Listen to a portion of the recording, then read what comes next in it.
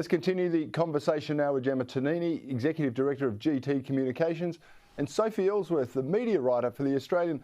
Ladies, welcome. What a big night of discussions we've got.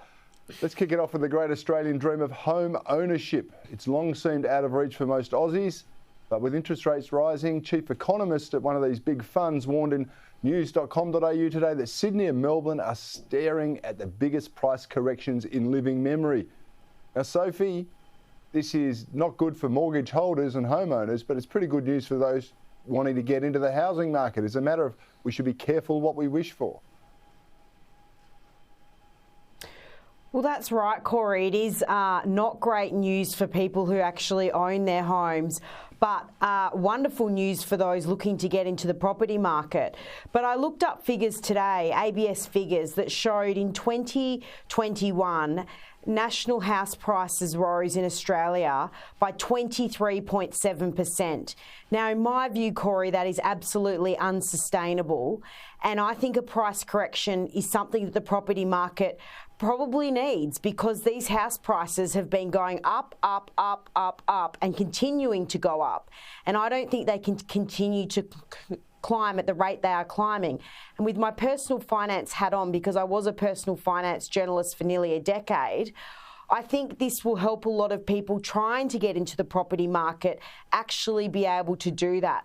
I just can't see how these property prices will keep going up, and I think it's about time the property market stabilised. But also we have the other issue thrown in there, Cory, with people dealing with rising interest rates. And this has been largely a problem for people, Cory, who have taken on far too much debt. The banks have loaned us far too much money.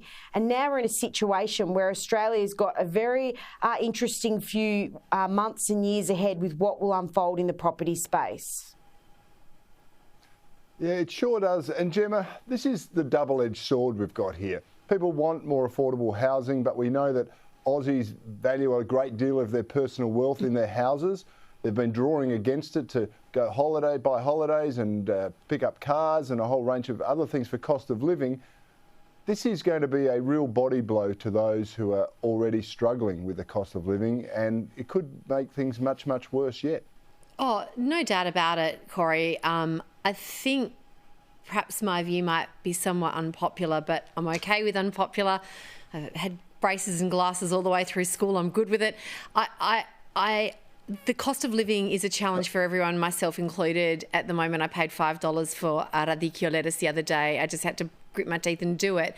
But in terms of home ownership, I think a part of my observation, I suppose, of the current generation, when I bought my first home 20 odd years ago, it wasn't in the suburb that I dreamed of living in. It wasn't in a suburb that I, aspired to live in. I bought what I could afford and lived within my means. And it might shock some people. I didn't take an overseas holiday, not even to Bali. And I lived in Perth, Cory, so not even to Bali in just over 11 years, because priority was getting a foot in the property market. And I know that the prices, particularly in a city like Sydney and Melbourne, are astronomical. And believe me, Perth is not a cheap property market to get into either.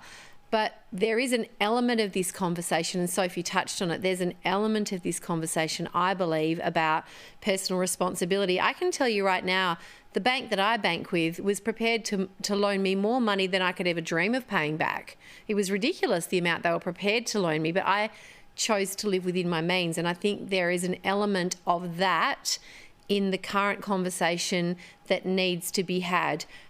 People who are stretching themselves, to what end? As you said, drawing against homes to go on holidays, to what end? I think people need to decide on an individual level what their personal level of priority is. Yes, there's monetary policy that plays a huge role in our current national situation. The RBA's role in falsely deflating the interest rates and what we're facing with inflation, and the insane decision by the Prime Minister to reinstate COVID pandemic payments. I mean, those sorts of decisions are out of our control. But as individuals, we get to decide. We get to decide how much debt we'll plunge ourselves into and for what end.